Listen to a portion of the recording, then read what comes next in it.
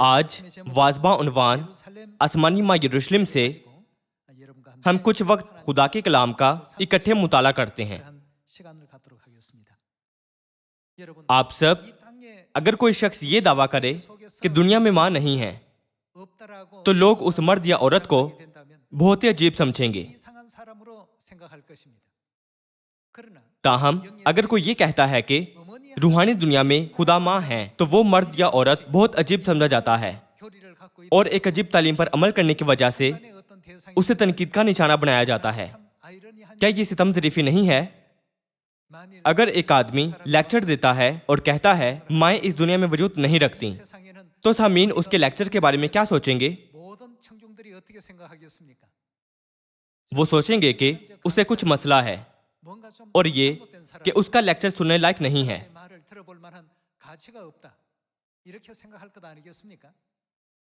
अगर कोई ये कहता है खानदान में माँ नहीं होती है, तो ये दुनिया जो कि आसमानी दुनिया की नकल और अक्स है, इस बयान को अजीब गर्दानेगी। ताहम अगर हम कहते हैं कि आसमान की बादशाही में जो कि हकीकत है खुदा माँ है, तो ये दुनिया इसे अजीब बात कहती है। ये बहुत हैरानकुन बात है। इस जमीन पर माँओं का होना लाजिम है और आसमान की बादशाही में आसमानी माँ का होना भी लाजिम है।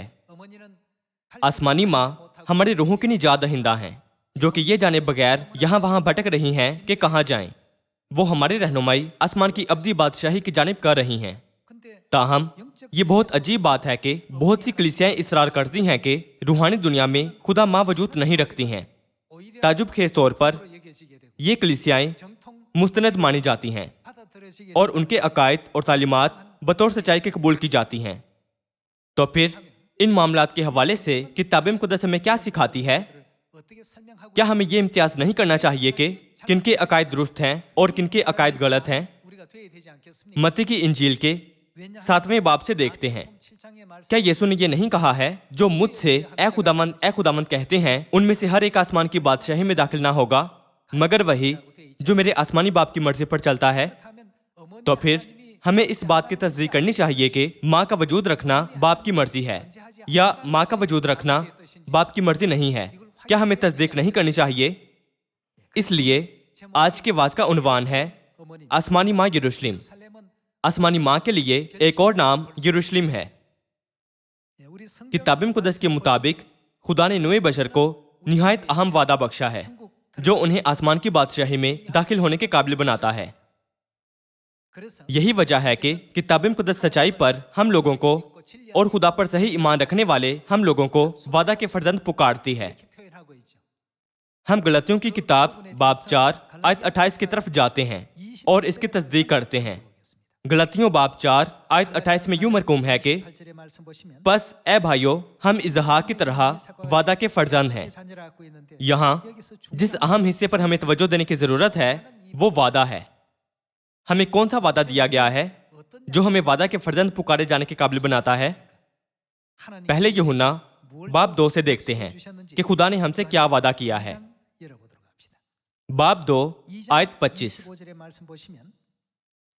और जिसका उससे मुराद खुदा है। सही, ये वो है जिसका खुदा ने हमसे वादा किया।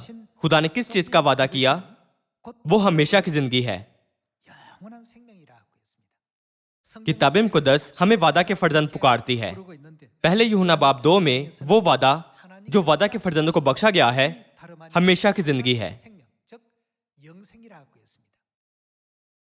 हम खुदा के वो फर्जंद हैं जिन्होंने खुदा से हमेशा की जिंदगी का वादा हासिल किया है। तो फिर हमारी तवज्जो का मरकज हमेशा की जिंदगी है और गौर करते हैं कि इसे कैसे हासिल किया जाता है। इस जमीन पर हमारी जिस्मानी जिंदगी के जरिए से हम हमारी रूहानी जिंदगी को समझ सकते हैं और गौर करते हैं कि हमेशा की जिंदगी हमें कैसे दी जाएगी। मुकाशफा बाब 4 आयत 11 की तरफ जाते हैं।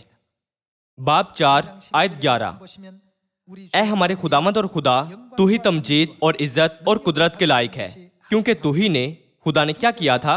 सब चीजें पैदा की। किताब मुक़द्दस कहती है कि सब चीजें खुदा ने पैदा की हैं। और वो किसकी मर्जी से सब चीजें पैदा की गईं? तेरी ही मर्जी, मतलब खुदा की मर्जी से थी और पैदा हुई। ये बहुत अहम हिस्सा है खुदा ने वो सब चीजें पैदा की जो इस जमीन पर हैं। खुदा ने हर तरह के फूल और दरख्त पैदा किए। खुदा ने जमीन पर हर तरह के जानदार, आसमान पर हर तरह के परिंदे और समुद्र में हर तरह की मछलियां पैदा की।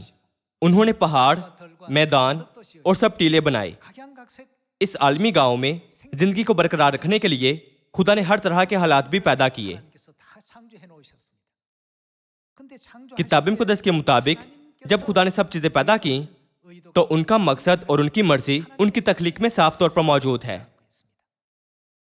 सादा लफ्जों में कहें तो ऐसा कुछ नहीं जो खुदा की मर्जी के बगैर पैदा किया गया है।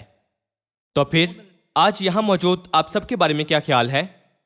क्या कोई है जो खुदा की मर्जी के बगैर पैदा किया गया हो? खुदा ने हम सबको पैदा किया है ताकि हम जिस्म के हिस्सों के तौर पर हर किरदार अदा कर सकें, जैसे कि नाक का किरदार, कानों का किरदार और मुंह का किरदार। सड़क के किनारे पत्थर को फेंके जाने की एक वजह है, या वहां लकड़ी के एक टुकड़े को रखे जाने की एक वजह है। एक मखसूस वक्त पर और एक मखसूस जगह पर उनके होने की एक वजह है। खुदा की तख्लीक में कुछ भी बेफायदा नहीं बनाया गया और कुछ भी बेकार नहीं समझा जाता। हमें हमेशा याद रखना चाहिए कि पैदा की गई हर चीज खुदा की तख्लीक के काम में निहायत अहम किरदार अदा करती है।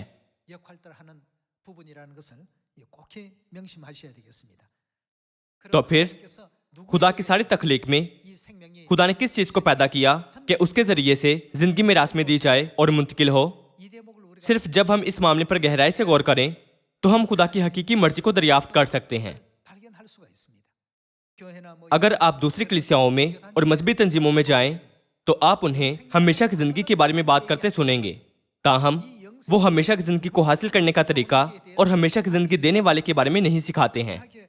वो गैर वाज़े तौर पर कहते हैं कि अगर आप चर्च जाएं, दुआ करें और खुदा की हमदो सना करें तो आप आसानी से हमेशा की जिंदगी हासिल कर सकते हैं। ताहम खुदा हम पर इस हकीकत को उजागर करते हैं कि हम हमेशा की जिंदगी सिर्फ आसमानी माँ से हासिल कर सकते हैं। क्या इस जमीन पर कोई जानदार ऐसा है जिसे माँ के बगैर जिंदगी मिलती है? कोई भी नहीं है।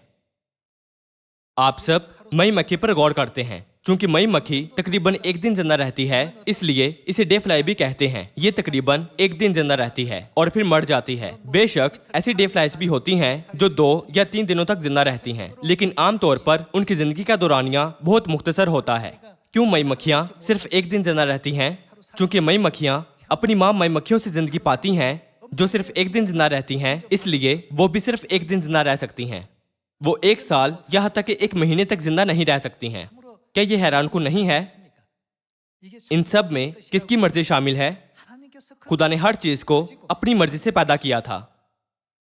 जब हम दुनियावी जहान पर गौर करें तो हम अपनी माओ से जिंदगी में रास में पाते हैं जो जिंदगी देने या बांटने का काम पूरा करती हैं। हाल ही में मैं एक मौके पर आसमानी माँ के साथ मौजूद था।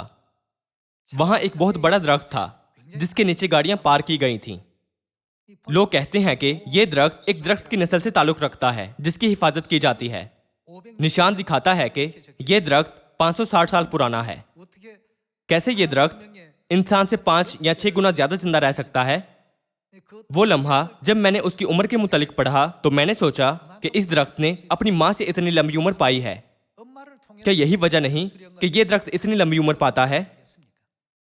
इस जमीन पर चाहे ये जानवरों की दुनिया हो या पौधों की दुनिया, खुदा ने इन्हें माँ से जिंदगी में रास में पाना बख्शा है। इसमें खुदा की क्या मर्जी है? एक बार इस सोच के साथ एक मुतजस्सिस सवाल मेरे जहन में आया कि क्या माँ के बगैर एक बाप बच्चे को जिंदगी दे सकता है?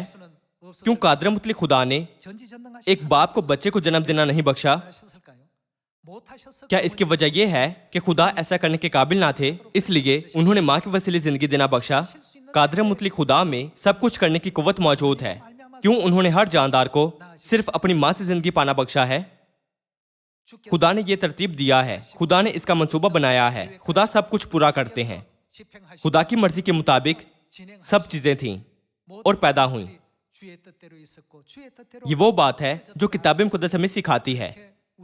तो फिर इस तरह से जिंदगी को पैदा करने वाले हमारे आसमानी बाप की मर्जी क्या है? बाप की बजाय क्यों जिंदगी माओ के जरिए दी जाती है? 아버지의 어떤 뜻이 계실까 말이죠. 히브리서 इब्रानियों बाब 8 के मुताबिक 이 세상에 있는 ज़मीनी निज़ाम आसमानी निज़ामों की नकल और अक्स हैं। 그림자들입니다. हमें वादा के फर्जंद कहा गया है 약속의 자손이라는 신분을 और हम वादा के फर्जंदों को जो वादा बख्शा गया है वो हमेशा की जिंदगी है। 영생이라고 इस मकसद के लिए हम हमेशा की जिंदगी के मामले पर बहस के सिवा और कुछ नहीं कर सकते। हम ये कह सकते हैं कि माओ के बगैर दुनिया जिंदगी के बगैर दुनिया है। क्या ये कहना सही नहीं है? माँ के बगैर दुनिया मौत की दुनिया है। 생명이 존재할 수 없는 इसकी वजह यह है कि ऐसी दुनिया में जिंदगी वजूद नहीं रख सकती। 만드셨을 तो फिर क्यों खुदा ने इस तरह से बनाया था? 보이지 않는 खुदा ने मूसा को अनदेखी आसमानी हैकल दिखाई थी और उसे हुक्म दिया कि वो जमीन पर इस नमूने के मुताबिक जमीनी हैकल तामीर करे। 영의 यूं इस दुनियावी जहान में जमीनी खानदान को बनाते हुए 생들에게도 खुदा नए बशर पर 시고자 하시는 आसमानी खानदान को भी मुतारिफ करवाना चाहते थे। 영생이라는 약속 नए बशर के हमेशा की जिंदगी का वादा पाने 우리에게는 और वादा के फर्जंद बनने की गर्ज से किसे होना चाहिए? 어머니가 존재 हमें ये सिखाने में खुदा की ये हकीकी अनदेखी दूरअंदेशी मौजूद थी कि हमारी आसमानी माँ के बगैर कभी हमेशा की जिंदगी का वजूद नहीं हो सकता है। 계셨던 것입니다. तो फिर हमें ये तस्दीक करनी चाहिए कि रूहानी दुनिया में रूहानी माँ है या नहीं। क्या हमें नहीं करनी चाहिए? 십니까? क्या आप ईमान रखते हैं कि आप हमेशा की जिंदगी पा सकते हैं? 십니까? मई मक्खियों के मामले पर गौर करते हैं। 보세요. 아까 लोग कहते हैं कि मई मक्खियां सिर्फ एक दिन जिंदा रहती हैं। 그다음 एक और मिसाल के तौर पर कुत्तों पर गौर करते हैं जिन्हें लोग अपने घरों में पालते हैं। 바둑이 लोगों का कहना है कि एक कुत्ते की जिंदगी औसतन 15 साल होती है। शायद कुत्ते सोचते हों क्यों इंसान तकरीबन 100 साल तक जिंदा रहते हैं 속상할 और हम 15 साल जिंदा रहते हैं। 건 더 살고 싶어 क्या वो इससे परेशान ना होते होंगे? 사는 바둑이 अगर वो ज्यादा जिंदा रहने की ख्वाहिश भी करें पर वो 100 साल तक जिंदा नहीं रह सकते। इसकी क्या वजह है? 생명의 वो अपनी माओ से जिंदगी के जीन्स सिर्फ इतना अरसा जिंदा रहने के लिए पाते हैं। अगर हम किताब मुक़द्दस में दर्ज अब्दी जिंदगी के वादे पर बिल्कुल यकीन रखते हैं तो हमारी आसमानी माँ की जिंदगी का अरसा कितना होना चाहिए? 어떤 존재가 되어야 된다는 얘기입니까? 영원히 हमें हमेशा की जिंदगी तब तक हरगिज नहीं दी जा सकती जब तक खुद हमारी आसमानी माँ की जिंदगी का दौरानिया हमेशा की जिंदगी तक ना हो। 수가 없습니다. 하루 मई मक्खियाँ सिर्फ एक दिन जिंदा रहती हैं और कुत्ते सिर्फ 15 सालों तक जिंदा रहते हैं। इसकी वजह यह है कि वो अपनी माँ से एक खास जिंदगी के जिन्स पाते हैं। 또 물려받았기 때문입니다. 그렇다면 तो फिर हमारे हमेशा की जिंदगी के जिन्स पाने और हमेशा जिंदा रहने की गर्ज से हमारी आसमानी माँ को कौन होना चाहिए? 누가 되어야 됩니까? जरूर आसमानी माँ को खुदा होना चाहिए। सही? 되셔야. 그렇죠? 그 영원 जब वो हमारी आसमानी माँ बनती हैं 어머니가 जिनके पास अब्दी जिंदगी के जीन्स हैं 그제서야 비로소 तो क्या हम एतकाद नहीं रख सकते कि हम अब्दी जिंदगी पाने के काबिल हैं? क्या हम नहीं रख सकते? 수 있는 것 아니겠습니까? 이런 우리가 이 जब हम इस असूल को समझें 깨우쳤을 때 तो हम वाज़ेह तौर पर समझ सकते हैं कि 어머니 하나님이 क्यों खुदा माँ का वजूद होना चाहिए। 분명히 이해할 수 있는 것이죠. खुदा माँ के बगैर ना तो आप और ना ही मैं हमेशा की जिंदगी हासिल कर सकते हैं। 이 땅에 जब इस जमीन पर खुदा ने सब कुछ पैदा किया था तो इनमें खुदा ने अपनी मर्जी रखी थी। 하나님의 뜻을 다 담으셨다고 했습니다. चूंकि हमारी आसमानी माँ हमेशा जिंदा रहती हैं तो वो यकीनन खुदा हैं। 하나님이셔야 됩니다. तो फिर हमें एहतियात से इस बात पर गौर करने की जरूरत है कि क्यों किताब मुक़द्दस हमें आसमानी खानदान का हिस्सा करार देती है। 아버지라는 호칭을 사용하셨고 क्यों खुदा लफ्ज बाप का इस्तेमाल करते हैं और क्यों खुदा हमें बेटे और बेटियां कहते हैं? 이런 문제들을 우리가 면밀하게 생각해 봐야 됩니다. लकब बेटे और बेटियां 아들이 बगैर किसी वजह के नहीं दिए जा सकते। 호칭이 주어지지 않습니다. 아버지라는 호칭 लफ्ज बाप 그냥 만들어진 게 महज फर्जी नहीं है। 어머니라는 이와 इसी 같은 तरह 그냥 लफ्ज माँ भी फर्जी नहीं है। किताब मुक़द्दस में खुदा कहते हैं मेरे लोग अदम मार्फत से हलाक हुए। 과연 이 성경 हमें आसमान की बादशाही में जाने के लिए 가더라도 यकीनी तौर पर 뿐만 아니라 हर मुमकिन कोशिश करनी चाहिए जहां से उनके हमारे भाई और बहनें हमारे आसमानी बाप और आसमानी माँ के साथ आज इस सितारे पर और कल उस सितारे पर अब्दी जिंदगी और अब्दी खुशी से लुत्फानंदोज हो पाएंगे। 우리가 누릴 수 있는지 이런 문제들도 확실하게 하고 넘어가야 되죠. आए इसकी तस्दीक पैदाइश की किताब के पहले बाब से करते हैं।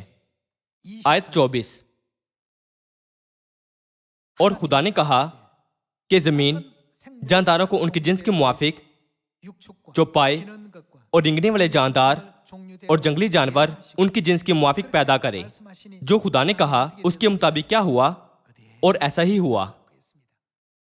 आयत 25, 하나님이 땅 और खुदा ने जंगली जानवरों और चौपायों को उनकी जिन्स के मुआफिक 모든 것을 그 종류 और जमीन के रेंगने वाले जानदारों को उनकी जिन्स के मुआफिक बनाया। और खुदा ने देखा कि अच्छा है। फिर खुदा ने कहा कि हम इंसान को अपनी सूरत पर अपनी शबीह की मानद बनाएं। 표현하고 있습니다. आप सब इस आयत को पढ़ते हुए आप क्या महसूस करते हैं? नूए बशर को तख्लीक करने वाले खुदा को किताब मुक़द्दस वाहिद सिगा से बयान नहीं करती, बल्कि जमा सिगा से, क्योंकि खुदा ने कहा हम इंसान को बनाएं।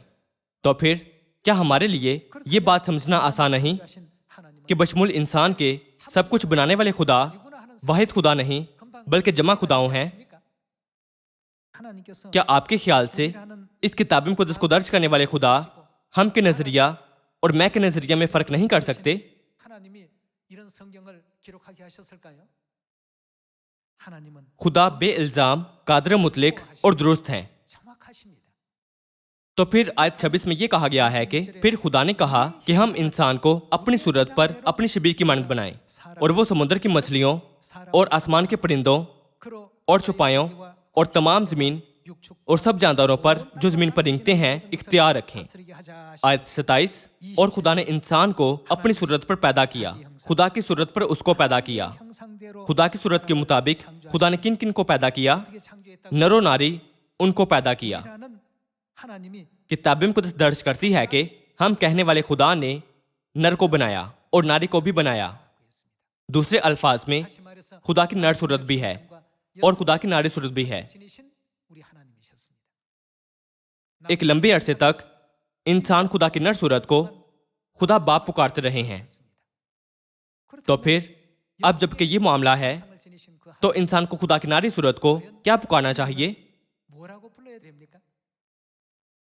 우리의 अगर खुदा की नर सूरत 성격게끔 하신 जिसने जिंदगी को वजूद लाना बख्शा खुदा बाप कहलाती है, 하나님이라고 तो हमें खुदा की नारी सूरत को क्या पुकारना चाहिए जिन्होंने इंसानों को बनाया और उन्हें जिंदगी दी? 형상을 지니신 하나님은 당연히 마땅히 우리는 누구라고 불러야 되느냐 이겁니다. हमें उन्हें 어머니 하나님. खुदा माँ पुकारना चाहिए।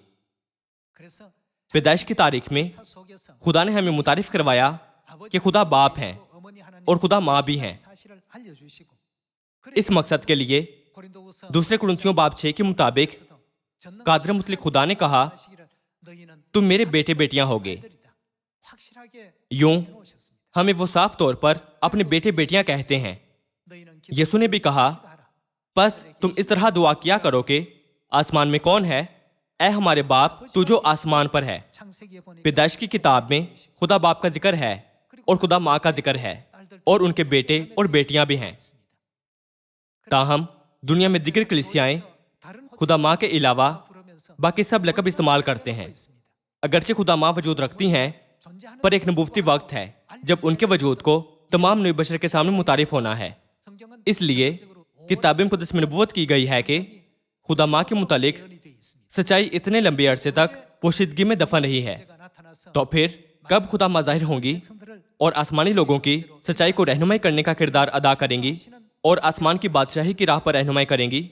아담으로 मसीह की दूसरी आमद जिन्हें आदम से जाहिर किया गया है 또 아담 और रूह की दुल्हन आसमानी माँ जिन्हें आदम की बीवी हवा से जाहिर किया गया है, 하늘 어머니께서 वो आखिरी दिनों में 육체 옷을 जमीन पर मुजस्सम होंगी 땅에 और इस गुनाह भरी दुनिया में भटकने वाले लोगों की रहनुमाई निजात को करेंगी। 백성들을 구원의 길로 인도한다는 इन 것이 सब बातों की किताब मुक़द्दस में नबूवत की गई है। 있습니다. 에덴 पहला आदमी कौन था और पहली औरत कौन थी जिन्हें खुदा ने बागी अदन में बनाया था? 성의 형상 누구십니까? वो आदम और हवा थे। 하와죠.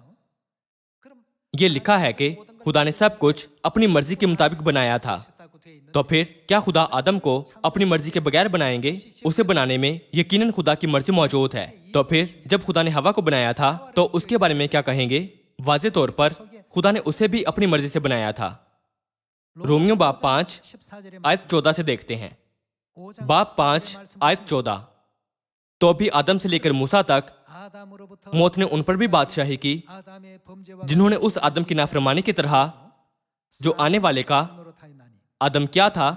오실자 मसील था, 뭐라고 했습니까? गुनाह ना किया था। 그럼 오실자 하게 되면 मुकाशफा की किताब के 22장 22वें बाब में ये लिखा है कि 예수여 오시옵소서 आमीन, 하고 ए खुदामंद यसू आ। 오실자는 예수 आने वाला यसू को जाहिर करता है। 아담은 अगर आदम यीशु को जाहिर करने के लिए पैदा किया गया था, तो फिर आदम की बीवी हवा को बनाने में खुदा की क्या मर्जी थी? इस हवाले से पैदाइश की किताब के 3 बाब की तरफ जाते हैं और जवाब मालूम करते हैं। आयत 20 में यूं लिखा है कि और आदम ने अपनी बीवी का नाम क्या रखा? हवा रखा। आदम ने अपनी बीवी का नाम हवा रखा था। जब हम किताब मुक़द्दस ज़हनी हाशिया देखें तो हवा का मतलब जिंदगी है। हर नाम का मानी होता है। क्यों आदम ने औरत का नाम हवा रखा, जिसका मतलब जिंदगी है? खुदा आदम का नाम जिंदगी रख सकते थे, क्या वो नहीं रख सकते थे? इसकी बजाय जिंदगी के मतलब वाला नाम आदम की बीवी हवा को बख्शा गया था। हवा का किरदार और खास काम उसके नाम की पोशीदगी में बयान किया गया है। ये कहा गया है, आदम ने अपनी बीवी का नाम हवा रखा इसलिए कि वो सब जिंदों की माँ है। खुदा ने आदम को बनाया जो मसीह को जाहिर करता है, और खुदा ने हवा को भी पैदा किया ताकि हमें तमाम जानदारों की माँ के वजूद से वाकिफियत हासिल हो। आदम को बनाने में खुदा की मर्जी है और हवा को बनाने में भी खुदा ही की मर्जी है। इसीलिए ये कहा गया है कि कुछ भी खुदा की मर्जी के बगैर पैदा नहीं किया गया। तो फिर जब हम तख्लीक की तारीख देखें तो हवा को कौन से दिन पैदा किया गया था? वो छठे दिन यानी आखिरी दिन पैदा की गई थी। चूंकि 6 दिनों की तख्लीक 6000 सालों की नबूवत को जाहिर करती है, इसलिए खुदा माँ को जो रूहानी हवा है निजात के 6000 साल काम के आखिर पर जाहिर होना चाहिए।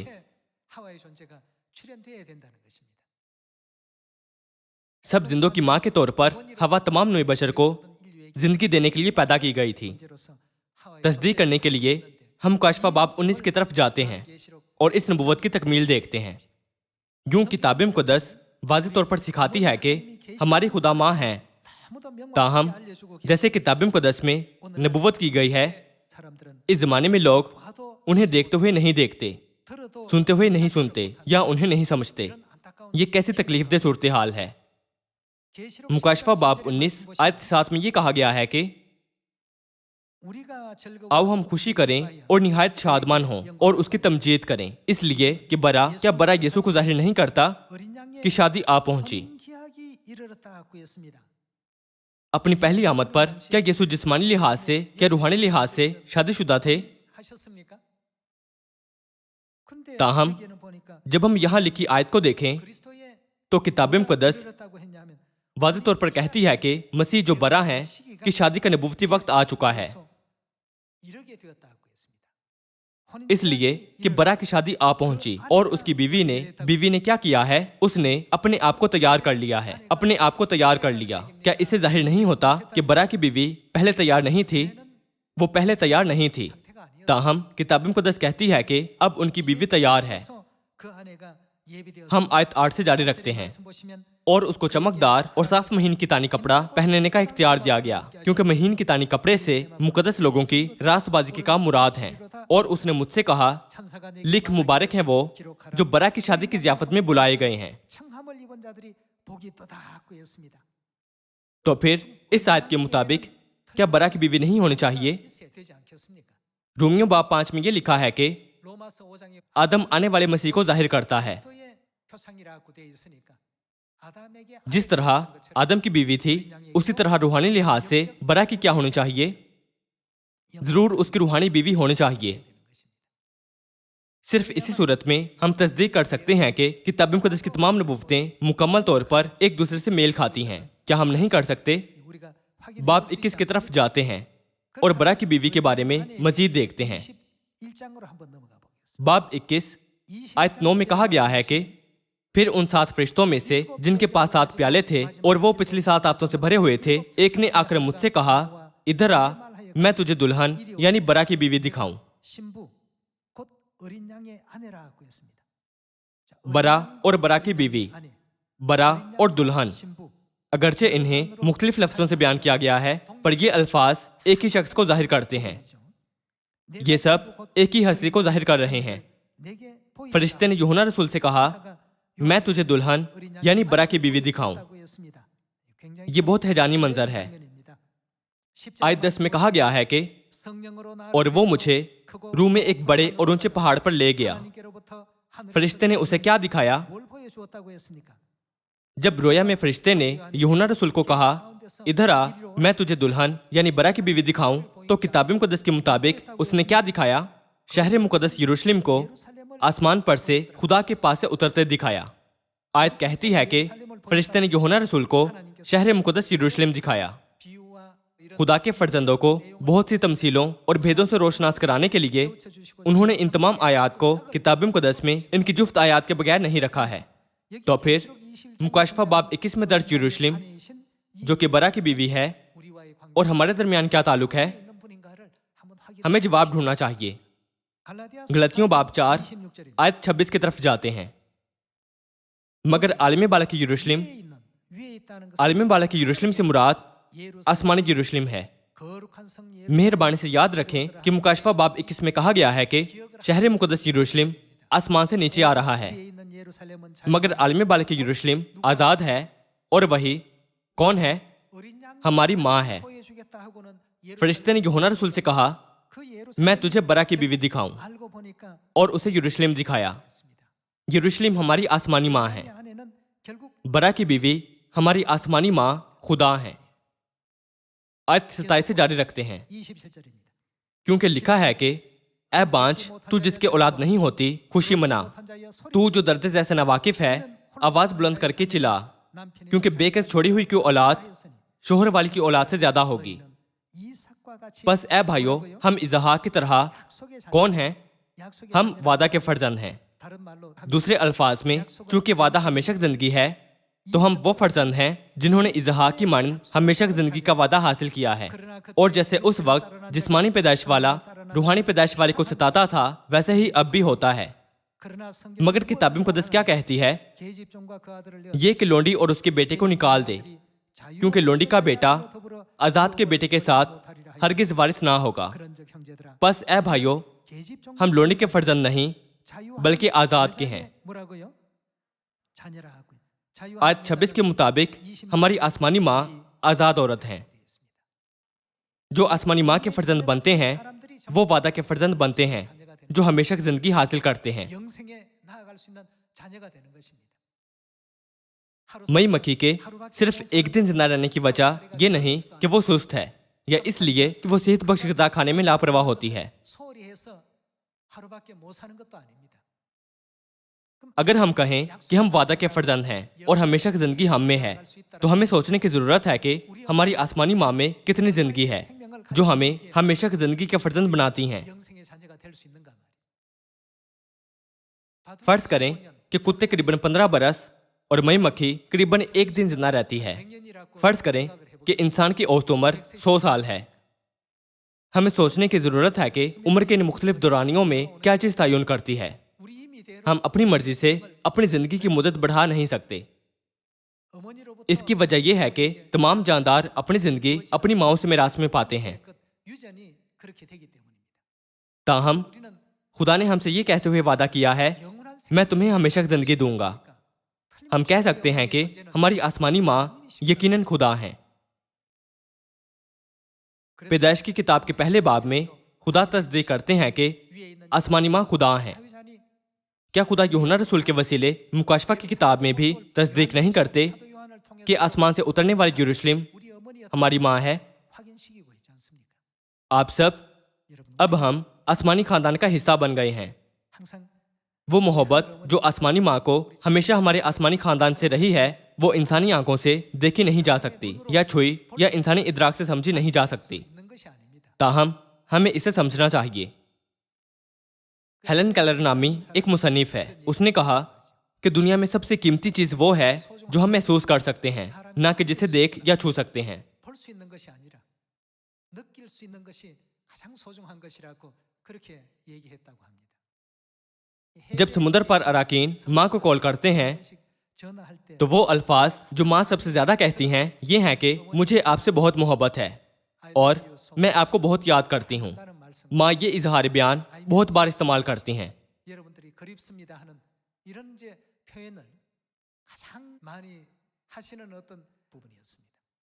어머님께서 ऐसे कई दिगर अल्फाज हैं जो वो कह सकती हैं, 저 말씀은 मगर वो हमेशा इन्हीं मखसूस अल्फाज का इस्तेमाल करती हैं। 우리나라 कोरियाई शायर ने कहा, मुझे आपसे मोहब्बत है 얘기를 하다. और मैं आपको बहुत याद करता हूँ। कोई और अल्फाज इनसे ज्यादा अछूते नहीं हैं, 이 말은 हालांकि ये सबसे आम अल्फाज हैं। 이 이상의 어떤 더 ये उसकी तहकीक के बाद का नतीजा था। 말이 없답니다. क्या अपने दिल के इजहार का इससे कोई बेहतर तरीका है? 이보다 더 वो कोई बेहतर तरीका तलाश ना कर सका था। 없더랍니다. उसने कहा कि मुझे आपसे मोहब्बत है और मैं आपको याद करता हूँ। इनसे बेहतर इजहार बयान कोई नहीं है। 보다도 더 간절한 표현이 없더랍니다. माँ हरगिज अपने बच्चों को ये अल्फाज कहना नहीं भूलती। 이렇게 말씀을 하시기 때문에 मेरे ख्याल से अगरचे ये अल्फाज आम से लगते हों, 내용이 ये सबसे खूबसूरत अल्फाज हैं जो वो हमसे कह सकती हैं, जिन्हें वो देखने की ख्वाहिश रखती हैं। 세상에 가장 아름다운 시어가 아니었던가 하는 그런 생각이 듭니다. आज दुनिया भर में 그래서 우리 सयून के तमाम बच्चे 오늘 또 आसमानी माँ की हमायत 체에서 और हौसला अफजाई हासिल करके 응원과 उनके बच्चों को तलाश करने और सामरिया और ज़मीन की इंतहा तक खुशखबरी की मुनादी करने की कोशिशें कर रहे हैं। 복음을 전파하는 일에 모두가 또 힘을 쏟고 있습니다. सयून के सब फर्जंदों को पुख्ता यकीन करना और एतमाद रखना चाहिए कि हमारे पास आसमानी माँ है। 이런 어떤 믿음을 굳건히 हमें चाहिए कि 우리는 हमेशा खुदा के कलाम में 하나님 말씀 खुशो शादमान रहें 행복한 और ऐसे ईमान से हमें चाहिए कि 2022 में 이 믿음을 दुनिया के सब लोगों को बाप और माँ की मोहब्बत पहुंचाएं। 22년 이 한 해도 세상 모든 सयून में हम इतिहाद, 아버지 어머니 हम आहंगी, 전하고 फिक्र, 우리 시험 हौसला अफजाई 서로 और एक दूसरे की मदद करना कायम करें। 또 배려와 격려와 응원과 इसके जरिए मैं उम्मीद करता हूँ कि हमारे आसमानी खानदानी अरकान अपने अब्दी आसमानी घर माँ के हाथा में वापस जाएंगे। 되시길 부탁드리겠습니다. 코로나 हम शायद कोरोना वायरस वबा से थक चुके हों, पर हम हौसला रखें। 우리를 आसमान की बादशाही हमारा इंतजार कर रही है। अब हम आगे बढ़ने के लिए यकीनी इकदाम उठा रहे हैं। 왜냐하면 우리를 인도하시는 इसकी वजह यह है 아버지 하나님 कि खुदा बाप और खुदा माँ हमारे सच्चे निजात दहिंदा हैं। 원자시기 때문입니다. 이 सा실을 इस उम्मीद पर कि हम इस ईमान पर आखिर तक कायम रहेंगे, यहाँ तक कि हम अब्दी आसमान की बादशाही में दाखिल हो जाएंगे। मैं आज का वाज खत्म करूंगा। 오늘 말씀 आपका बहुत शुक्रिया। 하겠습니다. 감사합니다.